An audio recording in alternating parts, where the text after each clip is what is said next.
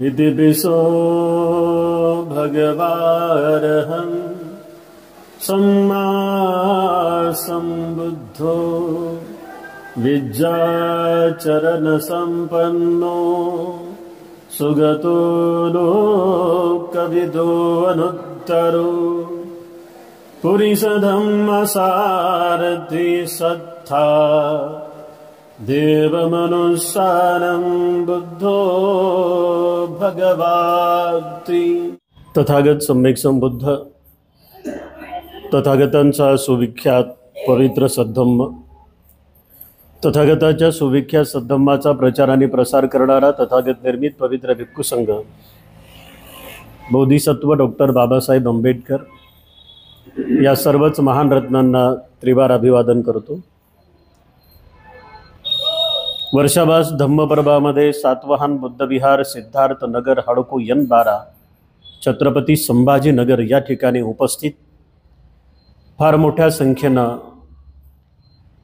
असलेले उपासक आणि उपासिकांनो, आजच्या धम्मसंस्कारामध्ये आपण तथागत सम्यक संबुद्धांनी जे काही 7 बोधांग सांगितलेले आहेत त्याला पालीमध्ये सप्त भोजांग असं म्हणतात। 7 ह्या बोधांना तथागत सम्यक संबुद्धांचा मार्ग समजल्यानंतर एखादा विपस्सी, एखादा भिक्खू, एखादी भिक्खुनी, एखादा तपणारा साधक जेव्हा ध्यानाच्या मार्गातून या संपूर्ण गोष्टींचा विचार करतो की हे 7ही बोधांग मला मिळाले पाहिजे, ह्या 7 बोधीच्या अवस्था मला मिळाल्या पाहिजे, आणि जेव्हा खूप चांगल्या चित्तानं तो ध्यान करतो, धम्माला समजून घेतो, धम्मामध्ये खूप चांगल्या पद्धतीनं आवड दाखवतो आणि अनुभवाच्या माध्यमातून एक एक अवस्था तो पार करतो, तेव्हाच त्या व्यक्तीला आपण अर्हत म्हणतो, प्रत्येक बुद्ध म्हणतो, सम्यक संबुद्ध म्हणत असतो। सर्वप्रथम एक गोष्ट लक्षात घ्या, या 7 ज्ञानाच्या अवस्था पार केल्यानंतरच एखाद्या व्यक्तीला अर्हत पदाची प्राप्ती होते।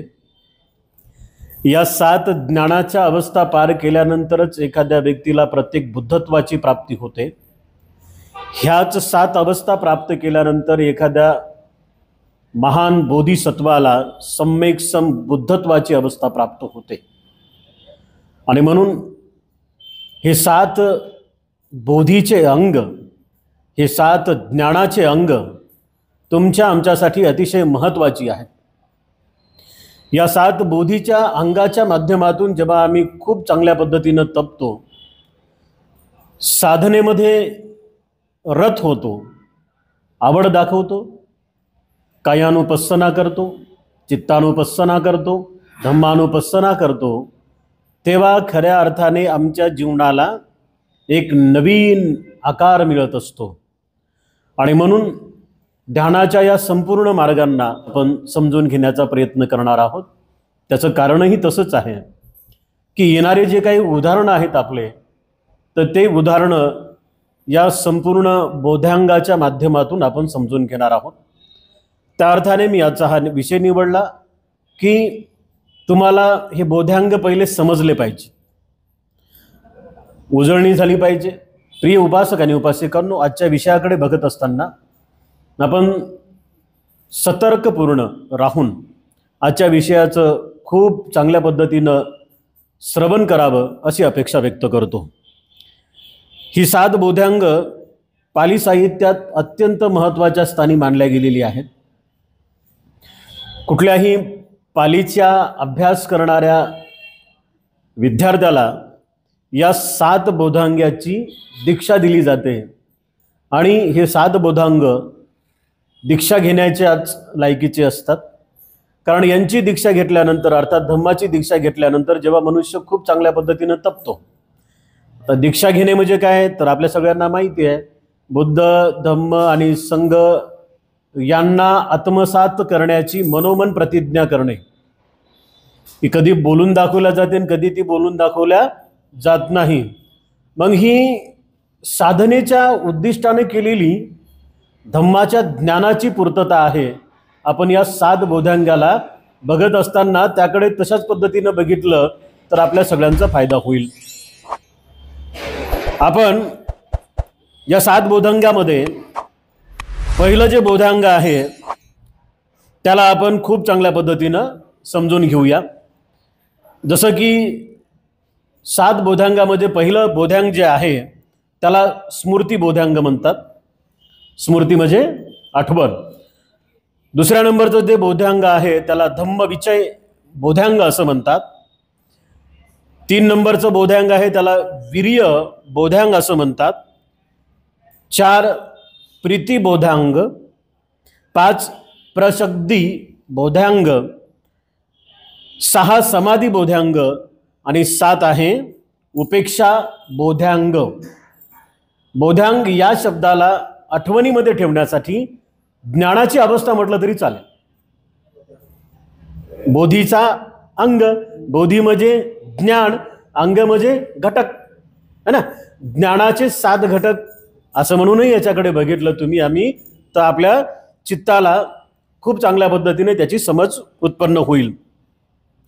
आता हे जे पहिलं स्मृती बोधांग आहे, दुःखमुक्तीच्या मार्गामध्ये हे स्मृती बोधांग कशा पद्धतीनं काम करते हे तथागत सम्यक संबुद्धांनी संपूर्ण भिक्खू संघाला, भिक्खुनी संघाला आणि उपासक उपासिकांना त्या काळी समजावून सांगितलेलं आहे.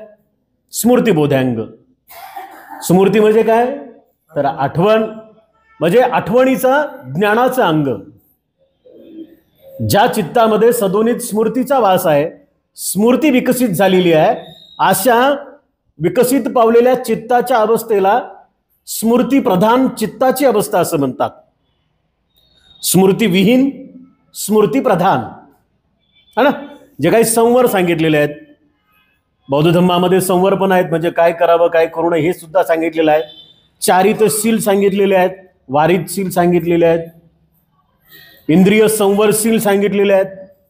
चित्ताच्या विशुद्ध भावनेपर्यंत पोहोचत असताना तुम्ही आम्ही काय स्मृतीमध्ये ठेवलं पाहिजे, तुम्ही आम्ही काय स्मृतीमध्ये साठवलं पाहिजे या संदर्भामध्ये या 7 ज्ञानाच्या अंगामध्ये पहिलं ज्ञानाचं अंग आहे ज्याला म्हटलेलं आहे सती.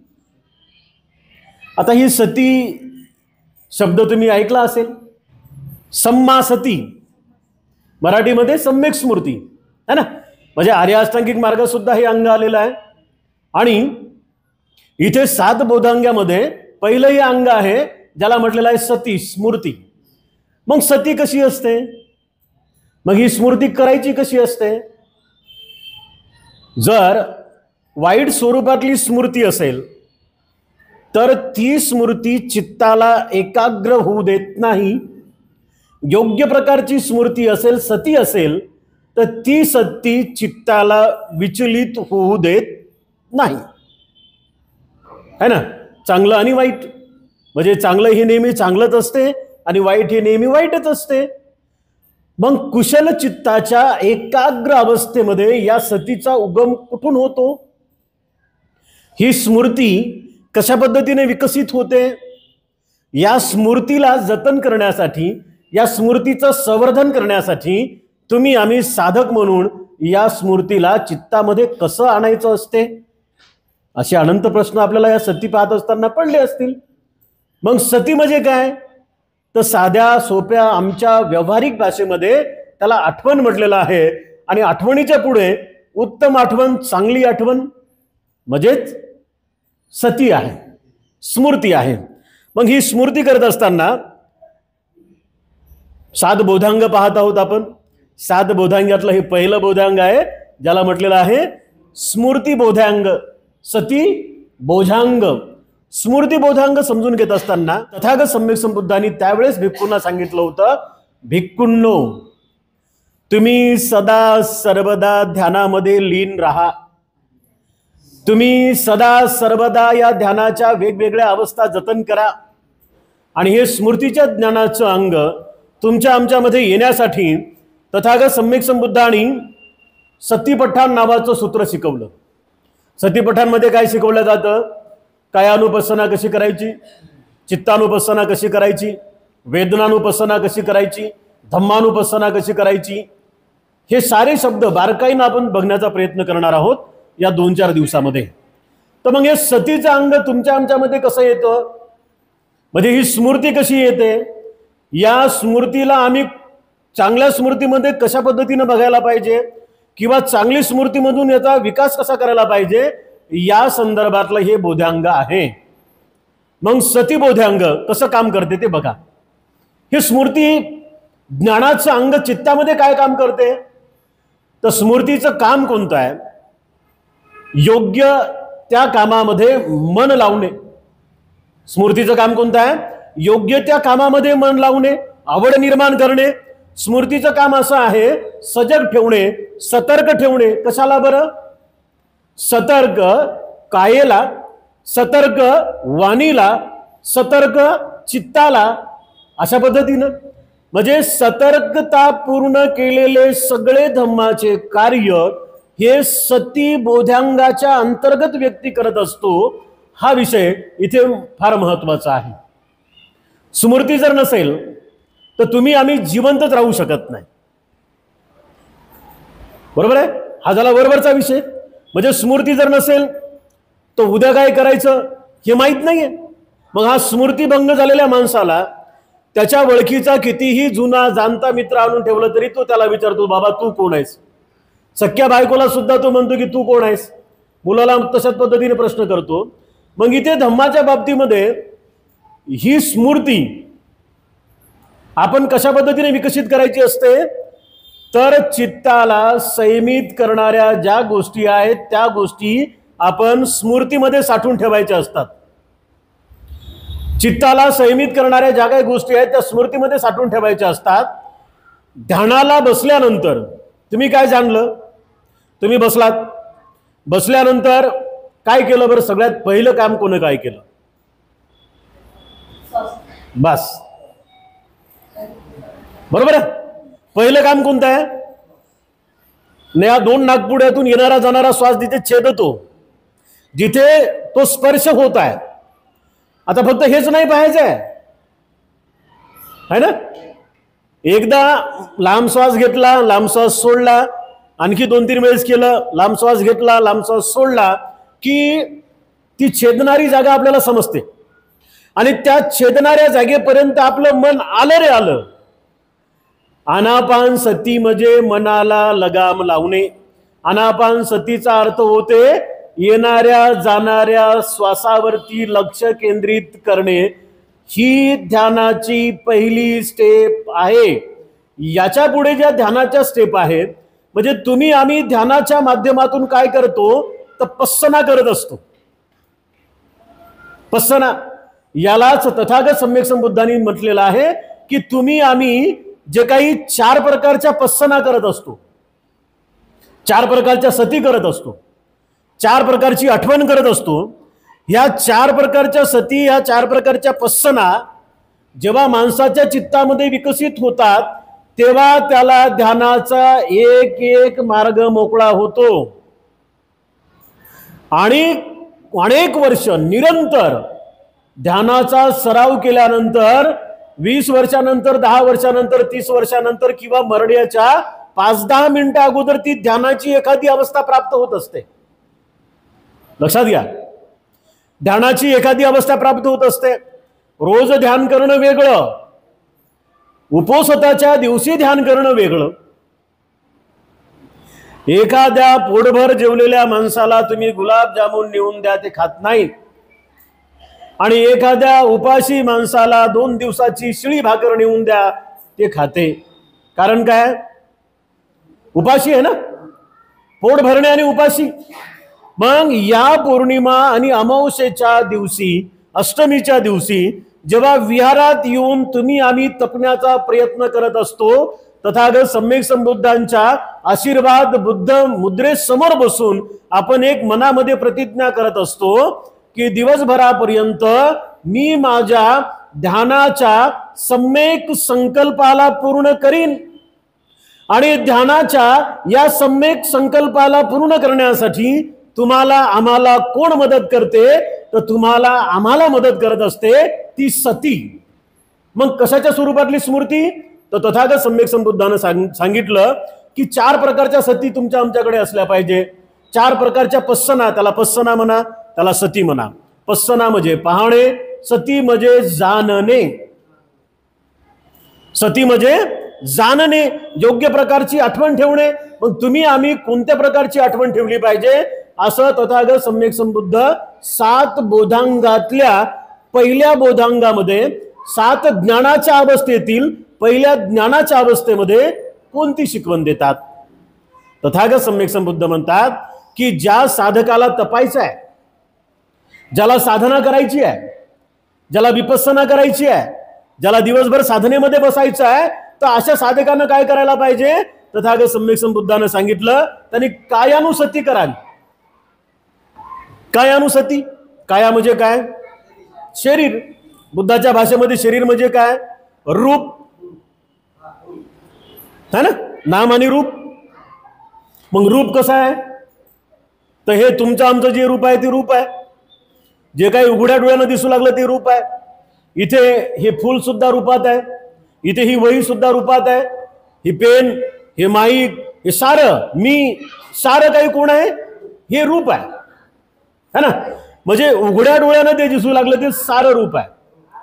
आणि या रूपाकडे बघत असताना आम्ही आसक्त होऊ नये यासाठी तथागत सम्यक संबुद्धांनी ध्यानामध्ये तपणाऱ्या लोकांसाठी, ध्यानामध्ये तपणाऱ्या भिक्खू भिक्खुणीसाठी, ध्यानामध्ये तपणाऱ्या विपस्सी साधकासाठी 2600 वर्षापूर्वी कायानुपස්සना शिकवलेली आहे, कायानुसती शिकवलेली आहे.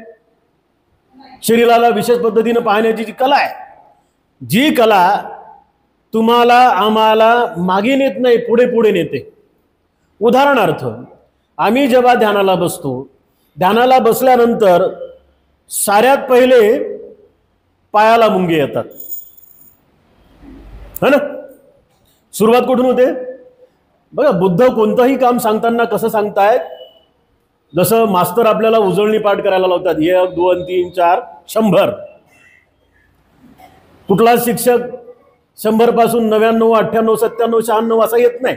1 नाही, 1 2 100.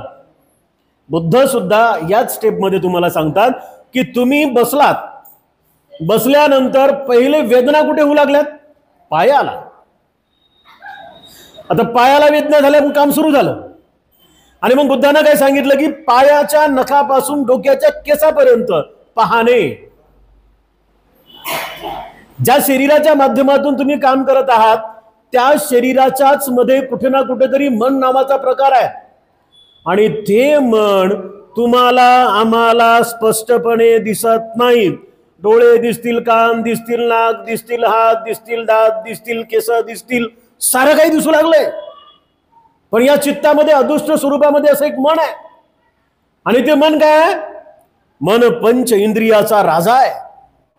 मन डोळ्याचा राजा आहे, मन नाकाचा राजा आहे, मन जिभेचा राजा आहे, मन कानाचा राजा आहे आणि मन त्वचेचा राजा आहे.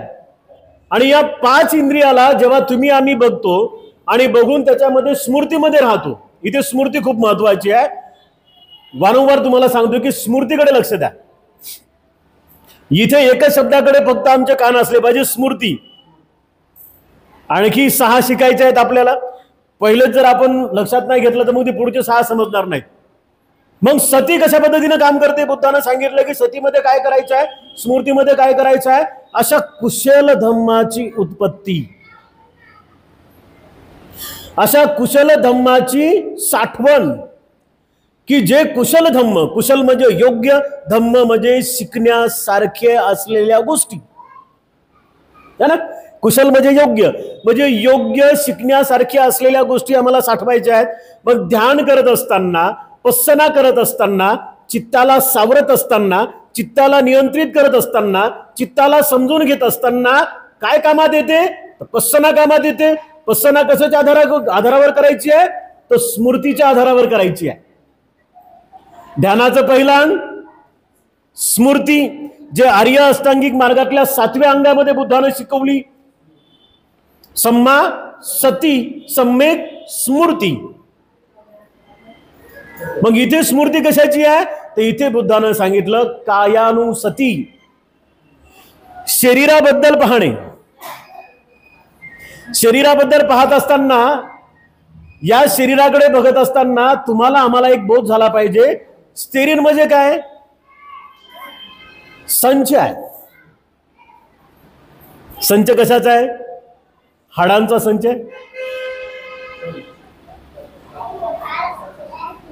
याच्यात मांस आहे, हाड आहे, मांस आहे, नसा आहेत, रक्त आहे. अर्थ असा नाही आहे की आता तुम्ही कायानुसती केली, ठीक आहे, तुम्हाला काया समजली बाबा, काया समजल्यानंतर याचा अर्थ असा नाही की आंघोळच करू नका, असा अर्थ नाही बरं त्याच्यात.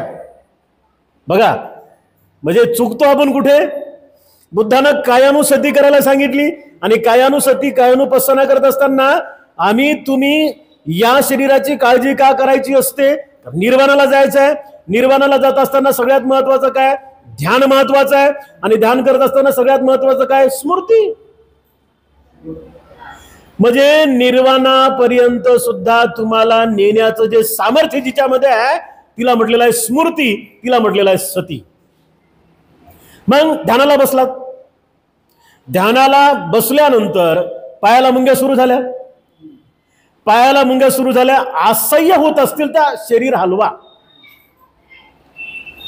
स्मृती कशी बघा, बारीक बारीक गोष्टी आहेत. असह्य होत असेल तर पाय हलवा, आणि शक्य होत असेल तर हलूच नका, त्याला जाना. त्याला काय म्हटलेलं आहे बुद्धानं? जाना. अरे मुंग्या आल्या, मुंग्या आल्या, ते काय घर करून राहतील का? ते काय पायाला छिद्र पाडतील का? यस, ते काय पायाला छिद्र पाडतील का? आणि आल्या तर आल्या, पाय मोडून टाकतील का? पाय तोडून टाकतील का? नाही ना. याला म्हटलेलं आहे बुद्धानं सती. म्हणजे सती काय करते? स्मृती काय करते? स्मृती माणसाला सतर्क ठेवते, जागरूक ठेवते. मग या शरीराला पायाच्या नखापासून डोक्याच्या केसापर्यंत जाणणे, अनुभवणे, आणि त्या होणाऱ्या सुखद किंवा दुःखद संवेदनाकडे आपण लक्ष न देणे, समताभावमध्ये राहणे. आणि जे जे लोक अर्धा तास, 1 तास, 2 तास, 3 तास, 4 तास, 10 तास सतर्कतेनं ध्यान करतात, त्यांना त्या दिवशीच फायदा होते. काही कर्म असे असतात की ते कर्म केल्याबरोबर लगेच तुम्हाला त्याचा लाभ होते, आणि असे काही कर्म बुद्धाने सांगितले, हे भोजनदान देणे, हे त्यातलं एक कर्म आहे. भोजनदान देणाऱ्या लोकांच्या 5 गोष्टी वाढतात: आयुष्य, बल, सुख, संपत्ती आणि प्रशंसा होती त्यांची, त्यांचा सन्मान समाजामध्ये वाढतो. तर हे अशा पद्धतीने ते कर्म आहेत. आणि म्हणून उपासक आणि उपासिकांनो, आपण सुद्धा या सप्तबोधांगातील हे सतीचं अंग समजून घेत असताना कायानुपස්සना केली पाहिजे. कायानुपස්සनेमध्ये आम्ही फार चांगल्या पद्धतीनं चित्तामध्ये स्मृती जागृत ठेवली पाहिजे, आणि चित्तामध्ये स्मृती जागृत ठेवून आपल्या चित्ताला आपण डावाडोल होऊ देता कामा नाही. बुद्धानं दुसरी सती सांगितली, ती वेदनानुपස්සना, वेदनानुसती. ध्यानाला बसलात तर ध्यानाला बसल्यानंतर जे काही दुःखद वेदना होऊ लागल्या त्या दुःखद वेदना जाना. हात दुख लागला, पाय दुख लागला, काहीतरी आवाज येऊ लागला, आणि काहीतरी अशा गोष्टी तुम्हाला भ्रमित करू लागल्या तर त्याला जाना, वेदनानुसती. बरं, अशी काही आता बुद्धानं फक्त दुःखच सोडायला नाही सांगितले, बरं बुद्धानं इथे सुख पण सोडायला सांगितले. तुमच्या आमच्या चित्तामध्ये ना अशी एक अवस्था येते, अर्ध्या तासामध्ये, 1 तासामध्ये, 2 तासामध्ये जेव्हा आपण बसतो ना डोळे लावून, तर असं चित्त प्रमोदित होऊन जाते. प्रमोदित होणं म्हणजे आनंदित होऊन जातं. आता तो आनंद तुम्हाला जाणता येत नाही, कारण सती, वेदना है ना. बुद्धानं काय सांगितलं? जो वेदनेला पाहू लागला तो ज्ञानाला पाहू लागला, जो वेदनेमध्ये वाहून गेला तो अंधकारात बुडाला. मग वेदनांची सती म्हणजे वेदना 3 प्रकारच्या आहेत: सुखद, दुःखद, अदुःखद आणि असुखद. म्हणजे काही वेदना शरीरामध्ये अशा आहेत की त्या त्रासदायक आहेत. काही वेदना म्हणजे चित्ताच्या कुशल मार्गावर लागलेल्या त्या चित्ताच्या भावना, त्या चित्ताच्या भावना. वेदनेचं काम कसं आहे? कपडे धुताना ते समजून घ्या. ज्यांना ध्यानामध्ये पहिल्यांदा समजत नाही, दुसऱ्यांदा समजत नाही, तिसऱ्यांदा समजत नाही, कपडा घ्यायचा. आता रोजच घेता की कपडा हातात धुयाला. कपडा, जो काही कपडा तुम्ही रोज धुता त्याला रोज साबण लावायची गरज आहे का? नाही ना. त्याला निर्म्यात बुडवायची गरज आहे का? त्याला गरम पाण्यात निर्म्यात बुडवायची गरज आहे का? नाही. तुम्ही आम्ही असे कपडे रोजचे असतात की ते फक्त पाण्यात बुडवतो, त्यातलं पाणी पिळतो, सुकवायला टाकतो. सुकल्यानंतर पुन्हा कामात आणणे आहे. ध्यानाचं सुद्धा तसंच आहे माय माऊल्यांनो. आलं लक्षात? म्हणजे रोज ध्यान करणारे, ध्यानाचे शिबिर करणारे या लोकांचं चित्त कसं आहे? रोज धुणाऱ्या कपड्यासारखं. रोज ध्यान करणाऱ्या लोकांचं चित्त कसं आहे?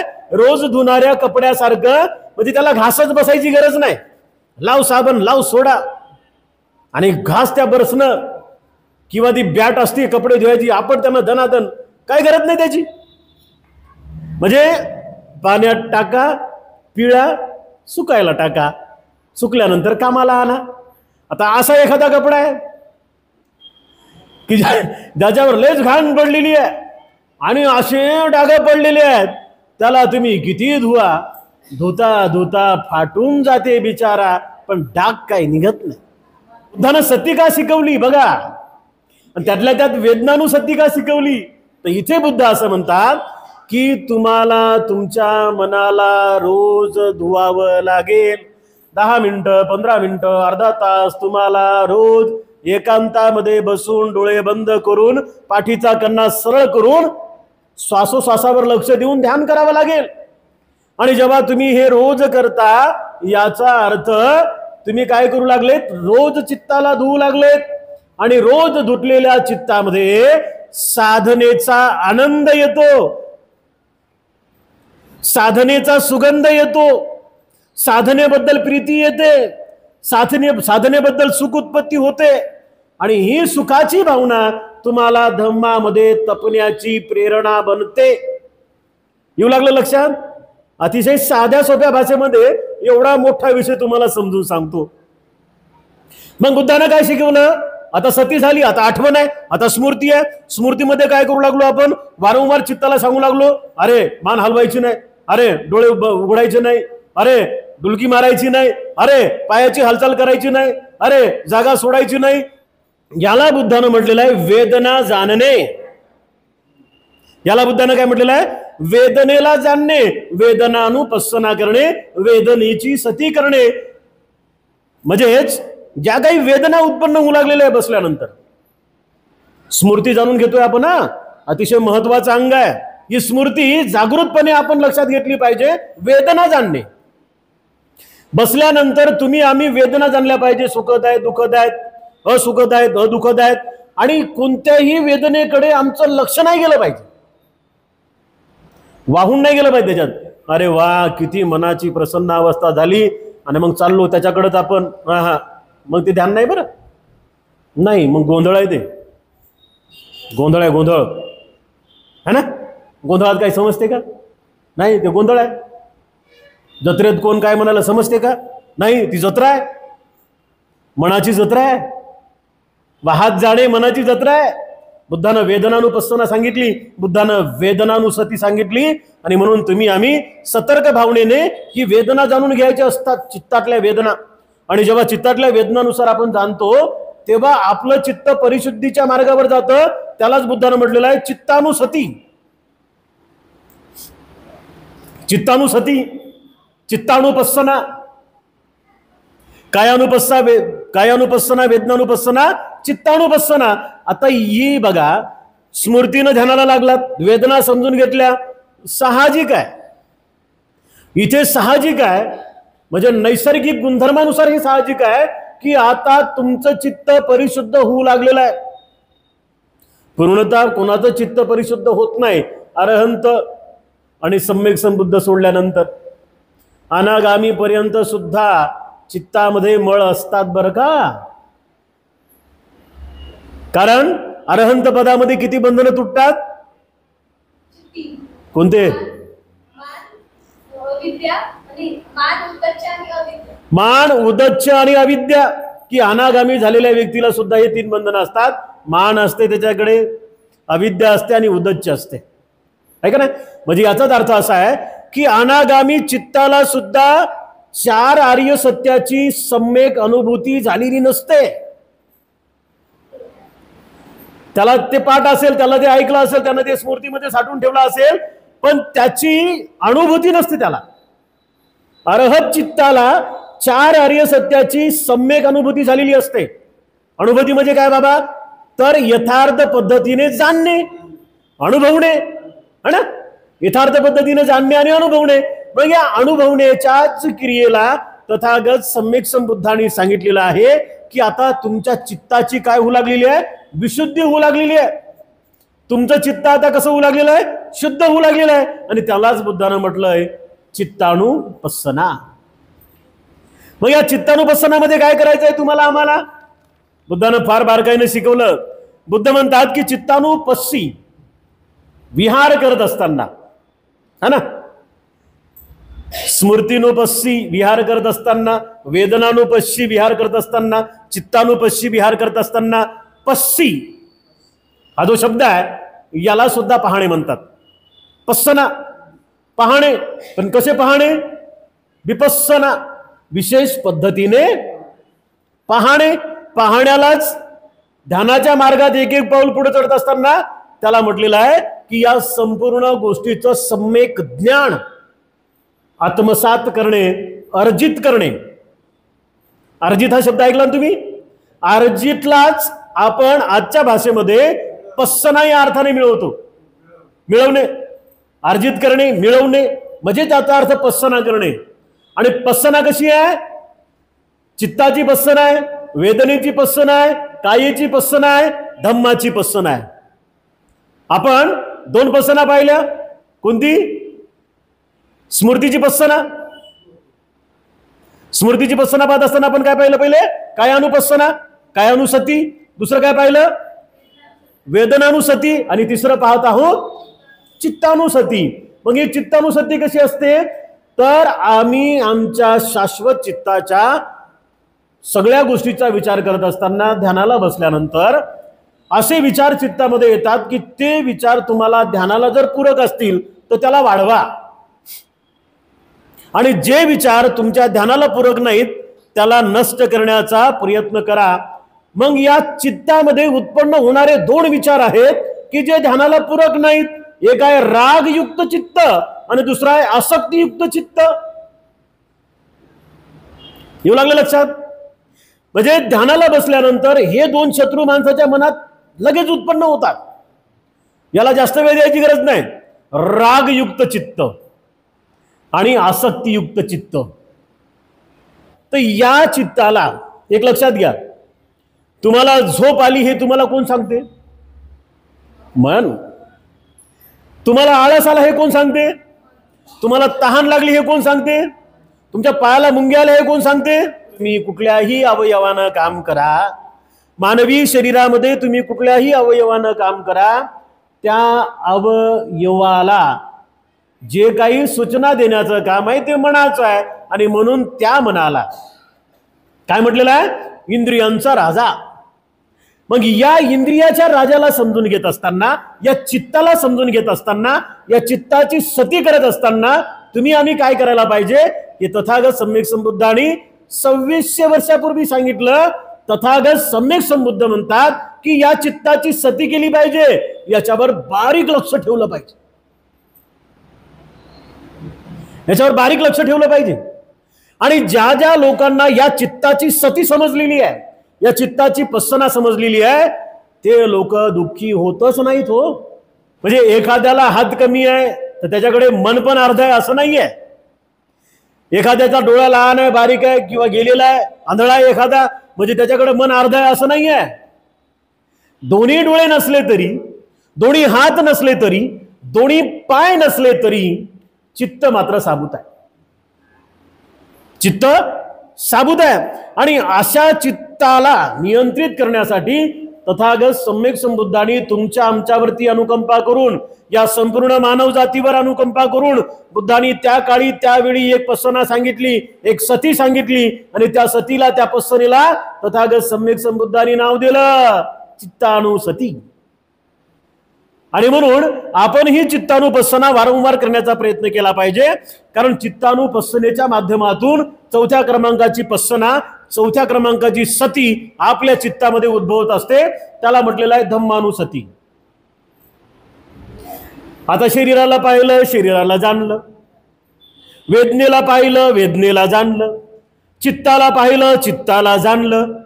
आणि या तीन गोष्टीच्या माध्यमातून जेव्हा आम्ही सगळ्या गोष्टी पूर्ण केलेल्या आहेत, म्हणजे पाहणे, अभ्यासणे, सराव करणे. आता हे जे तुम्हाला मी शिकवत आहे हे सरावाचे मुद्दे आहेत, हे साधनेचे मुद्दे आहेत, हे वरवरचे मुद्दे नाही आहेत.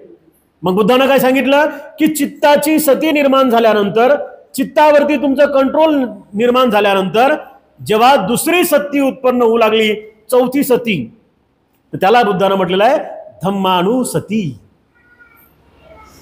तुमच्या आमच्या भाषेमध्ये धम्माला बघणे, धम्मानुपස්සना करणे, धम्मानुसती. ही धम्मानुसती काय काम करते?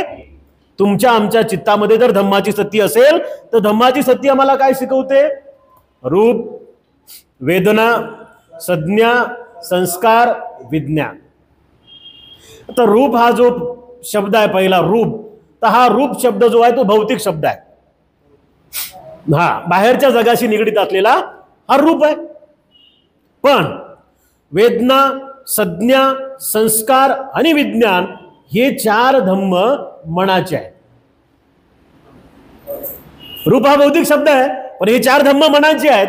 आणि या चार धम्माच्या बाबतीमध्ये तुमचे चित्त डावाडोल होऊ देत नाही जेव्हा तुमच्यामध्ये धम्मानुपස්සना येते. धम्मानुपස්සनामध्ये काय? तर चांगल्या गोष्टीचं निरीक्षण करणे. चांगल्या गोष्टी कोणत्या आहेत? तर चांगल्या गोष्टी आहेत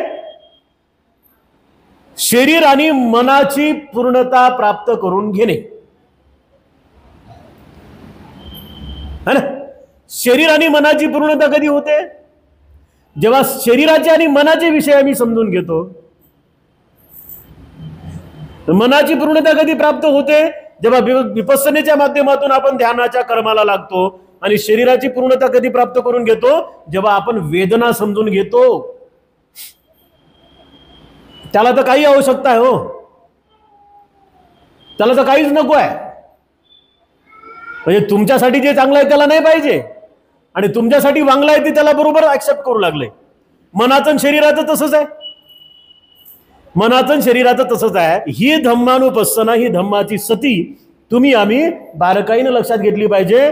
बुद्ध म्हणतात चांगल्या गोष्टीची सुद्धा उपद्रव्य, म्हणजे चांगल्या गोष्टी सुद्धा प्रमाणाच्या वर गेल्यानंतर त्या सुद्धा त्रासदायक ठरतात.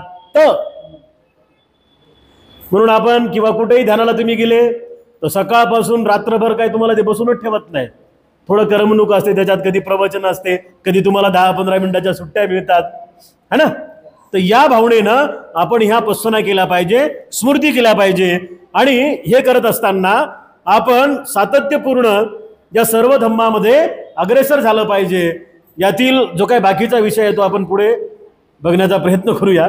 विषय खूप मोठा येतो तसा. पण उपस्थित उपासक आणि उपासिकांनो, तथागत सम्यक संबुद्धांनी जे काही 7 बोधांग सांगितलेले आहेत, ते 7 बोधांग कोणते आहेत? तर पहिला आहे स्मृती बोधांग.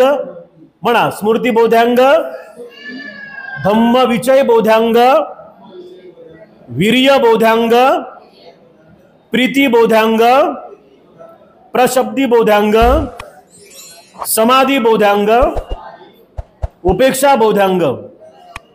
या 7 बौद्धाच्या अंगातील बौद्ध, या 7 ज्ञानाच्या अवस्थेतील आपण एक ज्ञानाची अवस्था आज पाहिली, ज्याला म्हटलेलं आहे स्मृती बोधांग.